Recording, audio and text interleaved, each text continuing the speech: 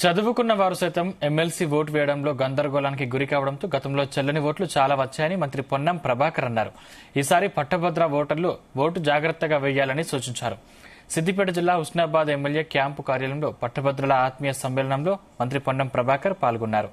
ఇక్కడి నాయకులు ఉత్సాహంగా పనిచేసి కాంగ్రెస్ పార్టీ ఎమ్మెల్సీ అభ్యర్థి ఆల్ఫోర్స్ నరేందర్ రెడ్డిని అత్యధిక మెజార్టీతో గెలిపించాలని కోరారు.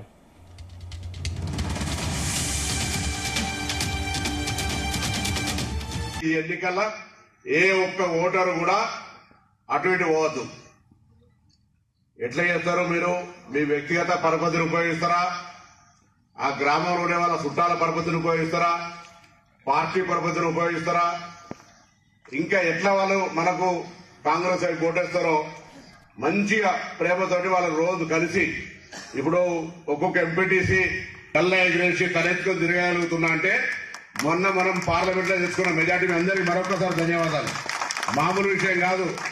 కరీంనగర్ పార్లమెంట్ నియోజకవర్గంలో 7 అసెంబ్లీలు ఉంటే 6 అసెంబ్లీలలో 3 టీఆర్ఎస్ 3 కాంగ్రెస్ దగ్గర కూడా బీజేపీకి లీడ్ ఉండే.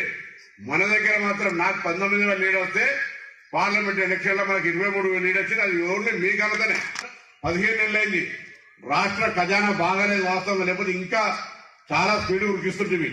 ఫైనాన్షియల్ పరిస్థితి అందరికీ కొంత రాజకీయ అవగాహన వాళ్ళకి తెలుసు.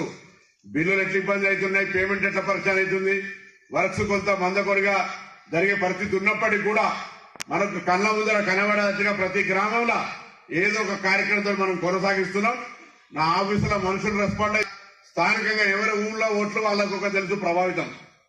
ప్రతి ఒక్కరిని ఎట్లనో చేసి మనం వాళ్ళు ఓటు తెచ్చుకోవాలి. ఒక్కసారి పొరపాటుగా డైవర్ట్ అయి వేరే పార్టీకి పడ్డదనుకో మనం ఆ ఊర్లో నష్టపోతుంటాం.